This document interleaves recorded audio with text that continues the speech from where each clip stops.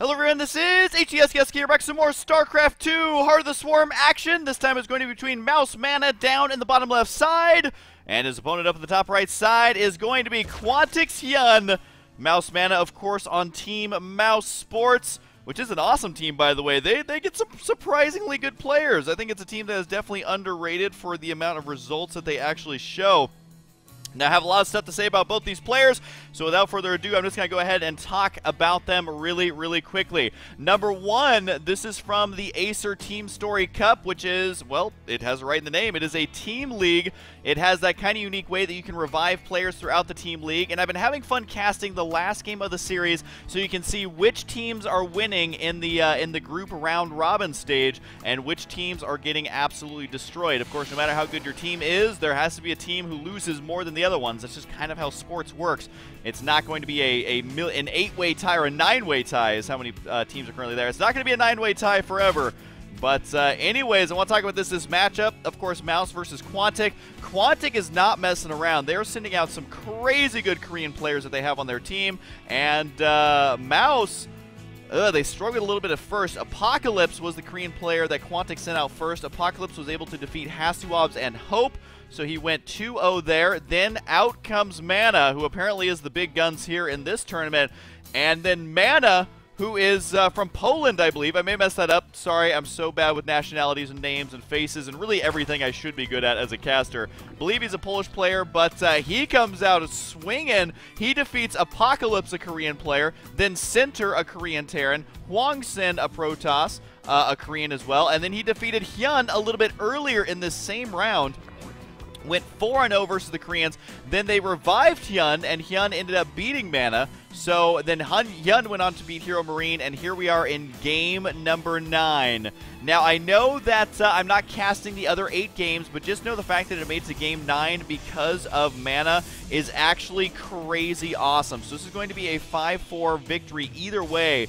No matter what happens here, everything is on the line, and we shall see if MaNa can do it. He's already defeated 4 Koreans. Can he do a double dip victory over Hyun? We are about to find out. Although Hyun, in the IPL fight night, he basically was undefeated for like 20 rounds of that King of the Hill or something ridiculous. He ended up winning so much money off of that.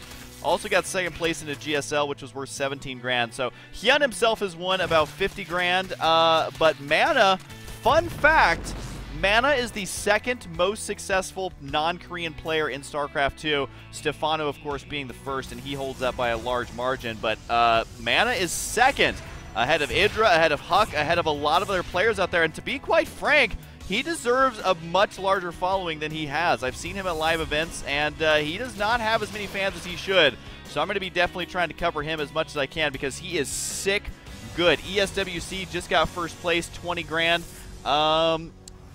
Also got 3,700 at DreamHack for 5th place. Got 5th place again at IEM for 3,500, and that stuff adds up. He's around $98,000 won. That does not include his salary or whatever it is he's making on the side. So 6 probes in the gas here. I think he's just trying to keep these probes as safe as he possibly can, as these Zerglings are actually proving to be quite annoying. Pretty standard open here by both players so far, but the main problem is that these Zerglings here are actually in his base. They're scouting around. They're killing off probes. They're delaying mining. They're messing up his timing on the gas. Tries to get the damage one there. Not sure if he's going to be able to get it. Oh, he does get it right there. That Zergling raking in a kill there. So was that 3 workers killed or 2? No, he did manage to get 3 workers already. The Zealot huffing and puffing, but cannot chase that Zergling down. He is going to attempt to do that right now. But the Zergling, if Hyun controls it correctly, which I have a feeling he will be able to keep this Ling alive for an exceptionally long time. You can see queuing up the movement commands, and then right before he runs out of movement commands, he gives him even more movement commands, which is exactly what you have to. Does he do it absolutely perfect? Yes, he does. God, he's so good.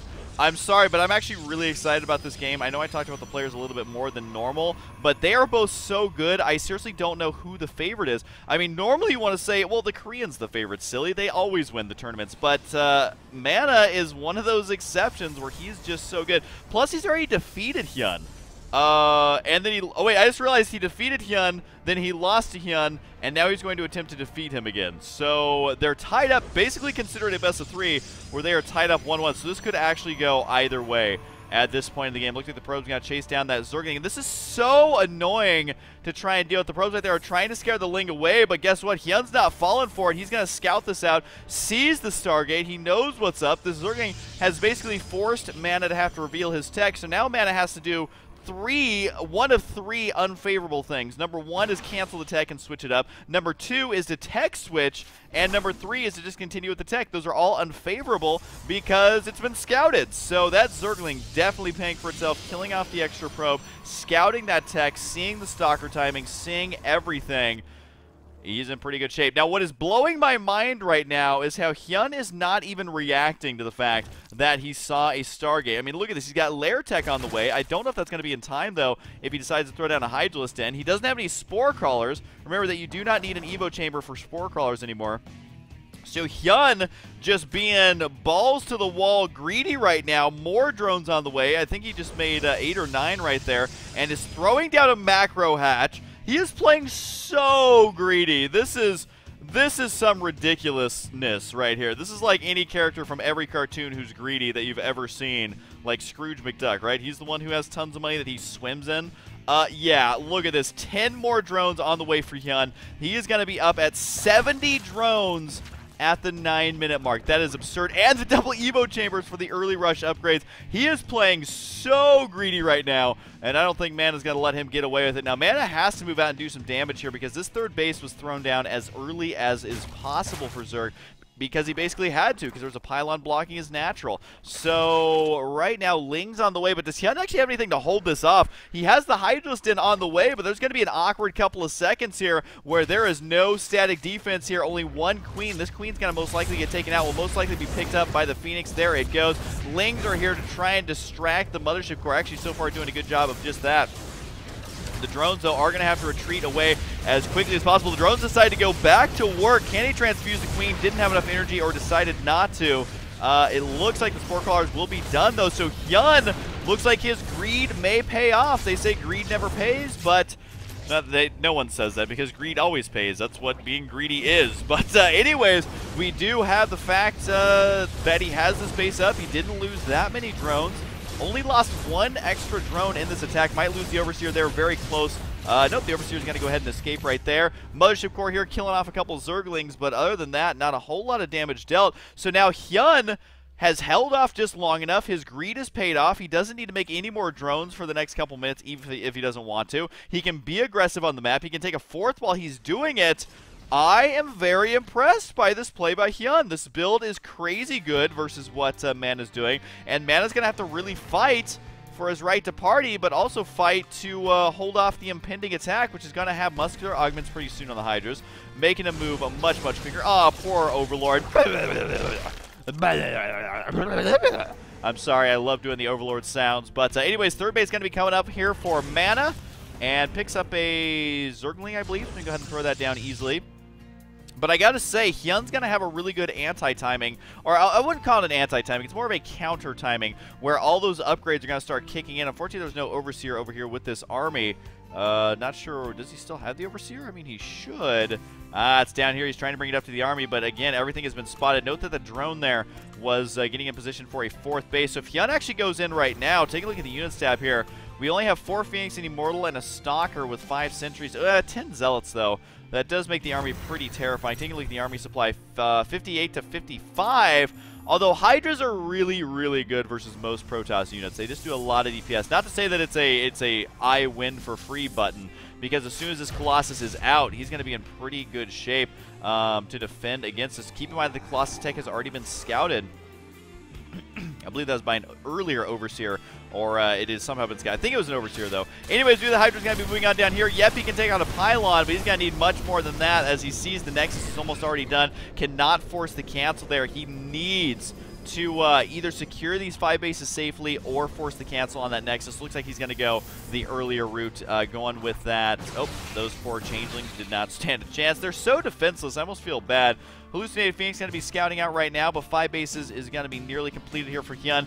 Does he decide to make more drones? Does he even need more drones? He's going to kill off these rocks, which is a nice thing to do. Allows him later when he needs to run up there to snipe those Colossus. He can do it much easier. You got to remember that Protoss players love fighting in chokes, and Zerg players love fighting in the open, so they're going to be jockeying for position here. Moving around, cleaning out those rocks, never hurts. Could also kill these ones in the center now that he doesn't have a whole lot going on in this game. I don't think he can win with just pure Hydra right now. I think that's something he realizes because, well, he's not going pure Hydra anymore. He is working on the early 2-2 upgrades. You can see 1-1 is done for MaNa, but 2-2 has not even begun yet. We do have extended thermal lance on the way, a fleet beacon on the way. Everyone loves the fleet bacon because bacon is delicious. But anyways, Corruptor's on the way. Lots of cannons going down for MaNa. So far, actually a really awesome game. I think our Zerg player has ended up losing more, but both players being aggressive throughout stages of this game, but have managed to retain a lot of their units. So that is a thing. We do have the creep spread going to be moving out now, and you know, not the best creep spread I've seen, I'll be honest, but he has now got it rolling, which is the important thing, as he's going to be moving through the center of the map right here. I think he actually needs to kill that off very desperately so that he can basically counterattack, get surrounds easier. It's very important for Zerg to clean out those center rocks when you get the ability to. But for right now, swarm hosts are actually on the way. So this is why the creep spread is going to be super important, is because swarm hosts just move so ridiculously slow. When they're on the creep, you can see they do move a little bit faster, 0.67 faster to be exact.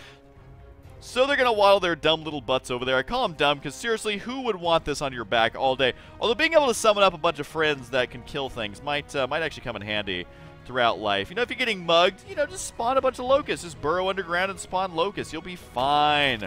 Things will be fine. Speaking of locusts, we do have Enduring Locust, but more importantly, we have Void Ray on the way, or one Void Ray for now, and with the Fleet Beacon, can easily start upgrading the air and air attack and armor upgrades if he wants to, as that will unlock all 3.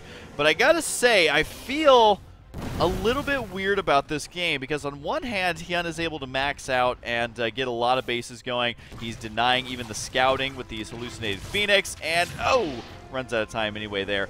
But on the other hand, Protoss have lately been liking to get the Death Ball again. It used to have to be 2-base or 3-base timing attacks, but not so much anymore with something we like to refer to as Sky Toss. Now, Sky Toss is flying in luxury and killing your opponent from afar, which is the best kind of flight if you are a Protoss player. So that's why I'm kind of surprised to see Hyun be a little bit passive here. He is going to go ahead and attack right here, though, trying to engage that army. Time Warp being used.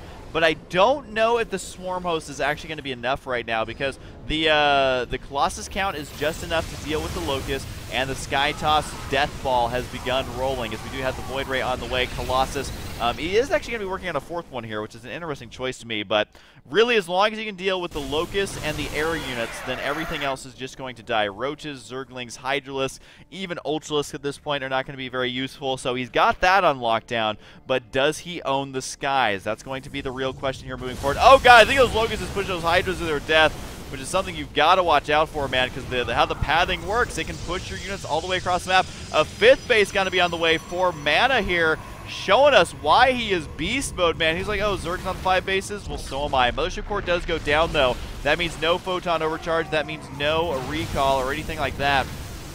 So he finds himself in a pickle. He's going to be in a lot of trouble. So it looks like right now, though, he's just going to be defending this 4th base location. Honestly, at this point, the only thing that Hyun can do, massive Zergling counterattack in the top left side. And you might be saying, oh, look at that, going to be revealing these units with the Oracle. He can keep an eye on those. Revelation is exactly how that one works. You can see exactly where they are. Now, you don't get full vision of what those units see, but you can definitely see what is kind of going on over here. And for some reason, my computer does not like the fact that I'm trying to scroll like that. But either way, you can see right there that he knows where those units are going to be at. Now, it looks like the Corruptor's going to be moving on in here. Can he do anything with these? Because, you know, Corruptors are great, but at this angle, they're not the best just because of the splash damage is going to be too intense. He's got a lot of Stalkers with the bonus damage, and I guess he doesn't have any splash damage for air. Just the Phoenix and the Void Rays. The Void Rays alone are enough to chew through Corruptors. I honestly think that that is something they're going to change for Zerg in the future, is their anti-air capabilities. Are they going to make the Corruptor not armored anymore? Are they going to, I don't know. I feel like they're going to change them because Sky Toss is really good, but it definitely is not a game winner. I mean, Vipers are a great way to start dealing with this. Pull a Colossus or two over and start killing that off, and then your Corruptors can focus on the air units, but it does look at the Corruptors right now trying to engage here. They're trying to get a couple of good shots off. Unfortunately, nothing is going to really come of it. Here come the Locusts, though, going to be able to do lots of damage to the front line of this army, killing off 2 Stalkers with those Locusts, and the Swarm Host count is pretty darn high, actually. I would say almost absurdly high, as it does look like the Corruptor's going to back out. Hydralisk retreating as well. But MaNa, I mean, this is exactly what he wants to have happen right here. I mean, sure, he's losing a couple units here and there, and overall you can see he is behind, but the fact of the matter is he's just working on more Void Rays, and Void Rays can really only be killed by 1 unit, the Hydralisk, and if there's a lot of Colossus still alive, I mean, what is the Zerg player really to do in this situation? It's going to be very, very tough to deal with this. That's why I think Blizzard will end up changing either Sky Toss a little bit or changing the Zerg anti-air just a little bit. But it looks like the majority of the action is going to be taking place right here as the Locust is constantly going to be streaming in. The Hydra's really trying to find a good angle, but it's honestly at points like this that I feel like the only thing you can do is Night Swarm or counterattacks. If you engage this army directly, it's just not going to work. You can see there the Locusts don't even get close enough to get more than 1 or 2 shots off, which unfortunately at this stage is not going to be very good for Hyun, and it looks like he gets some nice shots there. It looks like the Swarm Hosts, though, are most likely going to have to retreat. Hydra's here, they're going to try and buy enough time. The Corruptors here, there is no splash damage, but at the same time, they're taking additional damage from the Void Rays, which is no fun. And yes, the Corruptors can kill off the Colossus, but it's really the Void Rays which are the main issue right now. The Swarm Hosts have got to get out of here. I mean, this is a losing battle for Hyun at this point. You can see units lost heavily starting to favor MaNa at this point. He's not even losing anything. 23 Infestors are on the way. Oh my god, can he actually win with that? Because he just lost his entire army. Did not retreat these Swarm Hosts out of here in time, and a couple of Locusts are not going to be enough to really make this attack in any way worth it. The hatchery's going to go down as well. MaNa may just do a clean sweep through all of these Korean players. Absolutely absurd. There's one Infestor saying, hey guys, what's going on? But it does look like 10 more Infestors on the way. Overall, though, I think that was the 23. Okay, so he lost 1. So, yep, down to 22 right now. But so far, this game is starting to look really, really great for MaNa, and I'm color me impressed.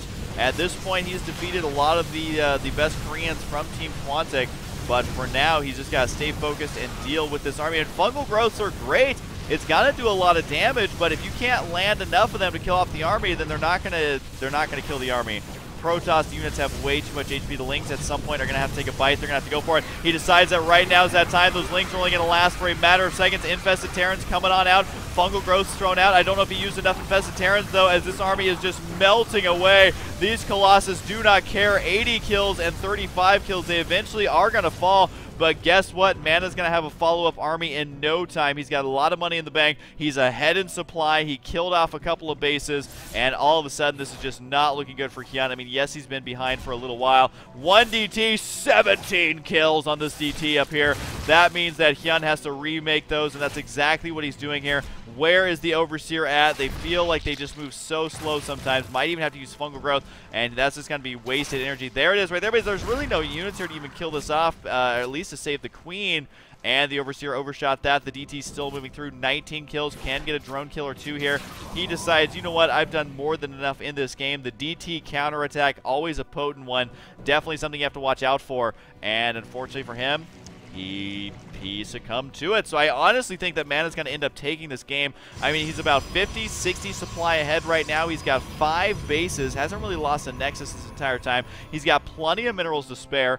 And he also has... well, he's killed 35 workers, which is ridiculous. Overall units is 77 probes, which, you know, it's not too many, it's not too little. That's actually a really, really good number. He can transfer them over at any time, and it looks like a lot of them are... Yeah, he's actually got them separated quite nicely. So MaNa just in a commanding position right now. He's got good saturation, he's got good unit composition, and he's going to be able to easily recover from those units he lost. Now, taking a look at the Structures tab here, where are the gateways in this list? Do I not? Where are they? Am I blind right now? Cybernetics Core Robotics Facility, Robotics Bay, Dark Shrine, Temple Archives, Stargate, Photon Cannon, Twilight Council, Fleet Begin, Forge, a similar... Oh, there they are. They're on the very end. So there's only... Okay, that's why I ignored it. It's because he only has 6 warp gates. So if anything, I would say he just needs more warp gates. That's the only thing that can make his game better right now. He is adding on 4, which is a pretty good start. That's going to be about the bare minimum he can really get away with. given the Void Rays are probably all he needs. He added on 3 total Robos, so he's got 3 Robos producing 3 Colossus. That is why he doesn't have more gateways, so I'm just going to shut up. He knows way more about StarCraft than I do, that's for sure. So he's deciding to go for Colossus Void Ray. And honestly, I mean, it's such a good unit composition now that Protoss has so many options, whether you're going to go for air or whether you're going to go for ground. Oh, God, mixing in so many High Templar. This is basically just going to be a slaughterfest. Now, if you're wondering why Hyun's actually staying in the game, it's because this is the last game in the team league, and if he loses, then his team loses. That's a lot of weight to have on his shoulders right now, and unfortunately, the weight is, I think, too much for him to handle right now. Now, it does look like the Fungals on the High Templar could be devastating, but guess what? You know what's also devastating? Sidestorm and Feedback. Can he land the Fungals on the High Templar? Looking unlikely. He does grab 3. The Spike Crawler there only gets 1 poke. Oh, the Storms on the drones, as if this wasn't bad enough already. Keep in mind that Mass Infestor just not as good as it used to be. Infestorans do not benefit from the attack and armor upgrades anymore. Infestors, I believe, had a health nerf at one point at 90 HP. Fungal Growth is a projectile. He is able to chain him right here, but I don't even think that's going to be enough. He's going to need like 10 more Fungals. Might be able to bro these Swarm Hosts and do a little... Nah, that's not going to do anything either. I think that MaNa is just in a commanding lead. He's just like, all right, you killed off some of my Void Rays. I'll make 3 more Colossus to replace them. And MaNa's going to be marching up here. And I got to say, this is quite the feat to actually be able to defeat Hyun, as Hyun is such a good player. There's the GG from Hyun. MaNa is going to win it for his team again. MaNa was the only player on his entire team to win any games. He won a game versus Apocalypse, Center, are you guys counting on your fingers? Apocalypse, Center, Hwangsen, Hyun, and then he just beat Hyun again, so winning 6 games, which is what he needed. Oh, wait, am I doing math wrong? 5 games, excuse me. He won 5 games, which is the amount that he needed to win the best of 9 for his team. So Team MaNa all the way, baby, going to be taking it to the bank. We shall see exactly how well these teams do in the near future. I gotta say, I love team leagues because anything can happen, crazy shenanigans can happen, and you can have awesome runs like we just saw right here from MaNa. So anyways, that was a ton of fun. Hope you guys enjoyed, and I'll see you guys next time.